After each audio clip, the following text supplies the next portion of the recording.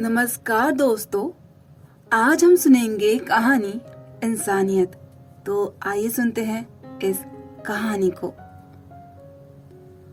हम सब एक ऐसी दुनिया में रह रहे हैं जहां एक इंसान दूसरे इंसान की मदद करने के लिए 10 बार सोचता है। वहीं दूसरी तरफ हमारे समाज में ऐसे भी लोग होते हैं जहां दूसरों की मदद करने से पहले एक बार भी नहीं सोचते। तो आइए सुनते हैं ऐसी ही एक कहानी को। सोनाली 25 वर्ष की युवती थी जो गुवाहाटी में अपने पति के साथ रहती थी। सोनाली एक फौजी खानदान में पली बड़ी थी। देश का ऐसा कोई क्षेत्र नहीं था जिसे उसने ना देखा हो।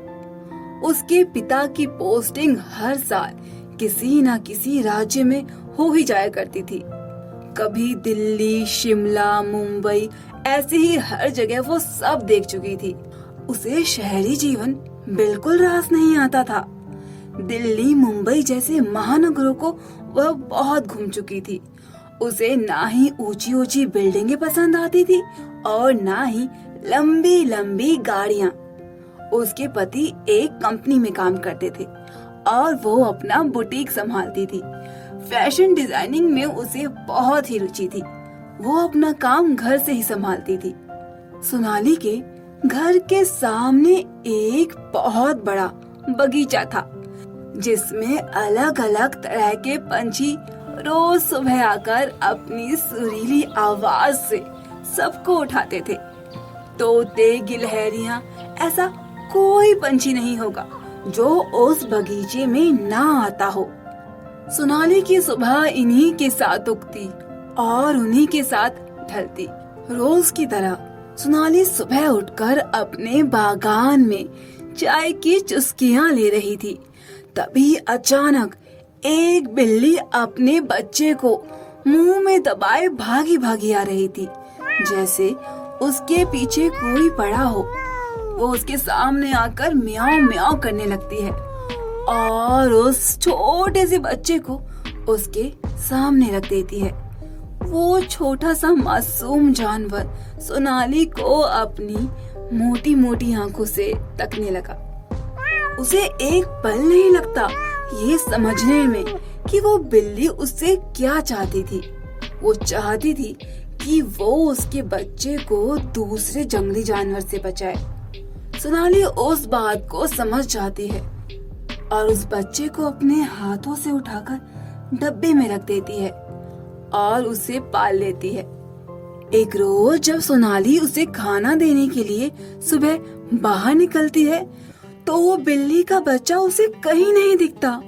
बिल्ली के बच्चे की माँ सोनाली के पास पैरों के पास आती है और उसे म्याऊं म्याऊं करके कुछ बताने की कोशिश करती है और उसे दिखाते हुए वो भागकर उस घर के पाइप के पास जाकर कुछ इशारा करती है। सोनाली को 2 पल नहीं लगता ये समझने में कि उसका बच्चा उसी पाइप में गिरा होगा। वो घबरा जाती है और भागकर उस पाइप पर हाथ मारती है। उसके अंदर से उस बच्चे की म्याऊं म्याऊं की आवाज आ रही थी। सोनाली को बिल्कुल समझ नहीं आता कि वो क्या करे और उस बच्चे को बाहर कैसे निकाले। उसे ये डर भी था कि वो बिल्ली का बच्चा दम घुटने से मर ना जाए। वो अपने पति को पुकारती है। उसकी आवाज सुनकर आसपास के घरों से लोग भी बाहर आ जाते हैं। सोनाली सबसे पूछती है कि कैसे उस बच्चे को बाहर निकाला जाए। किसी को कुछ भी समझ नहीं आ रहा था कि वो सब उस मासूम जान को कैसे बाहर निकाले। बिल्ली के बच्चे की माँ उदास मन से जमीन पर लेट जाती है और रुआसा सी हो जाती है। देखते ही देखते आधा घंटा बीत जाता है। किसी को समझ नहीं आ रहा था कि वो कैसे उस मासूम जान को बाहर निकाले। बिल्ली के बच्चे की माँ उदास मन से जमीन पर लेट जाती है और रुआसा सी हो जाती है।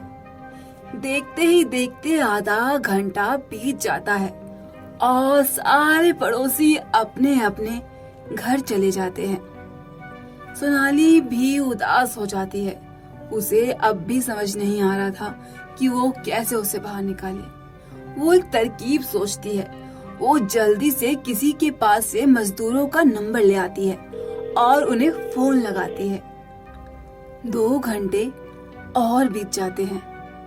सोनाली उस बिल्ली को पुकारे जा रही थी, मगर अब तो कोई आवाज भी नहीं आ रही थी।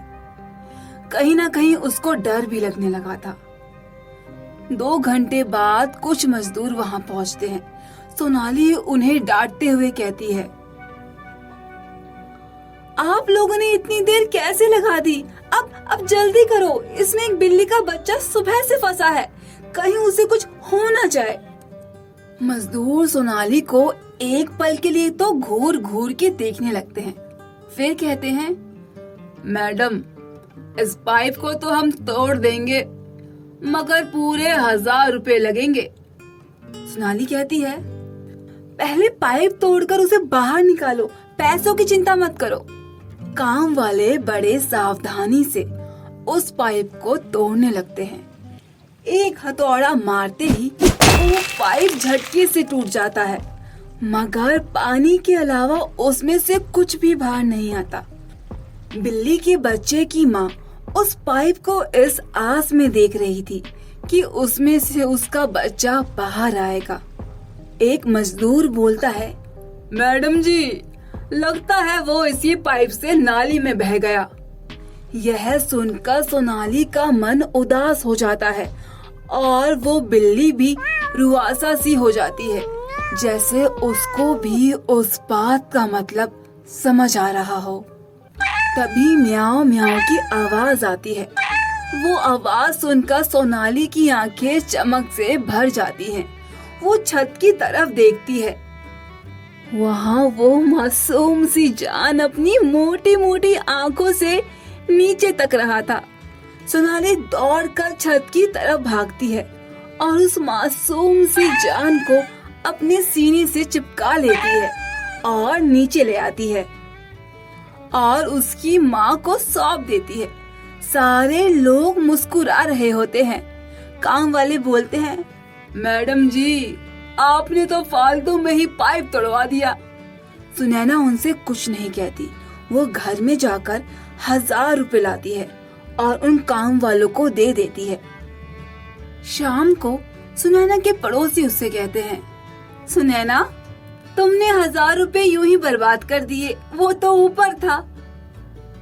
सुनैना हंसते हुए कहती है, अरे कोई नहीं, कम से कम उस मासूम की जान तो बच गई। तो इस तरीके से सुनैना ने उस छोटे से मासूम जान की जान बचाई।